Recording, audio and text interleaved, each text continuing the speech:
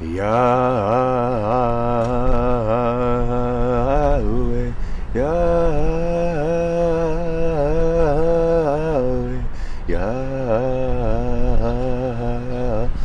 Yahweh, Yahweh, Yahweh, Yahweh, Yahweh,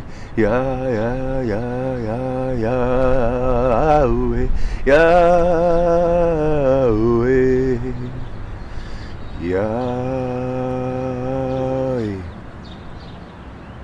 Yahweh, Yahweh,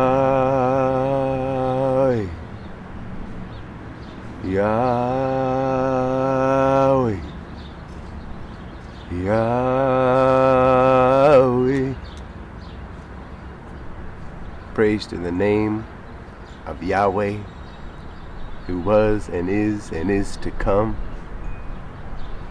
and loved us enough to sacrifice of himself to buy our freedom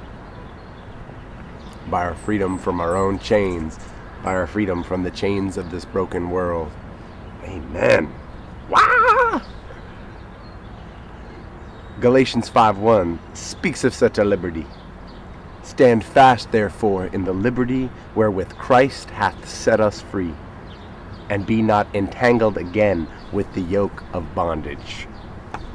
Be free.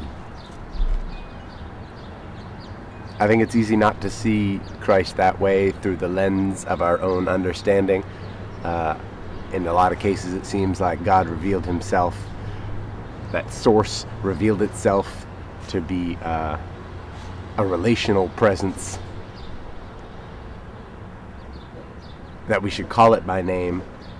A lot of times it seems it was revealed that we might not have freedom, that we might now have all these new rules.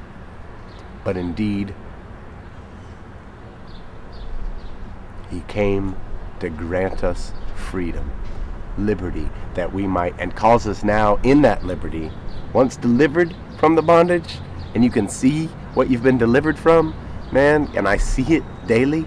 And when I first saw it, I was a little, well, it was somewhat expected, but then I was also kind of shocked by all that I have seen and all that I do see within me, and the tendrils of darkness that try to snake up and snatch me again. But I'm called to stand fast. And I thought about 3 ways in which we are called to stand fast. We are called to stand fast in truth, eschewing comfort, letting the desire for comfort or to not rock the boat bump us from standing in, first and foremost, his truth, but really in any truth. In any truth, let us stand in that. But number 2 applies to that, because I do that one pretty easily. So that's the first one that rose in my mind. But it must be done in the spirit of this second, which is to stand fast in salvation, eschewing sin. Stand fast in light, eschewing darkness. Stand fast in compassion, eschewing any taint of hate or selfishness. And that's a hard one sometimes, because we are by nature untransformed. We are sinful creatures. We are creatures of darkness. We are creatures of flesh. We are in some ways now made to pursue and swim in the affluence of this nasty existence. But we are called to take God's hand and step out of that river. Let us not be reborn daily into that river of nasty. And let us watch when we are speaking truth, that we are speaking truth in that spirit of salvation, in that spirit of feeling that mercy and beauty in our own lives, and not letting sin put its yoke of bondage on us. That second one is actually the key one. That's the fulcrum. That's what we were freed from. That is what I rejoice daily to be freed from. Because as much as I would try to pursue the righteous path on my own, epic fail far too often. Thirdly, let us hold fast in boldness, eschewing fear. And that kind of tendrils into the other two, but to me it is a powerful one, because fear governs. Fear is the dominant influence on the human life.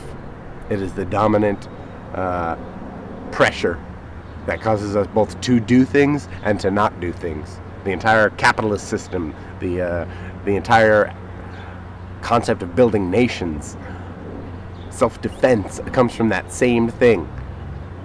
But let us not fear, for we have been bought and paid for by the Creator of the universe. So let us stand in boldness and proclaim His name to the heavens, eschewing fear of any repercussion. For once again, what can they do to us? For we are dead to flesh already. Come, be dead to flesh already. Live in the power and light of Yahweh. Yahweh,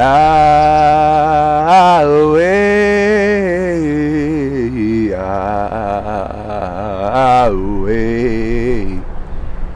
Yahweh.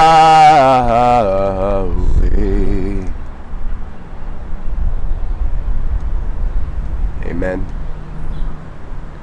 And Selah. Peace be unto you. Yahweh, Yahweh,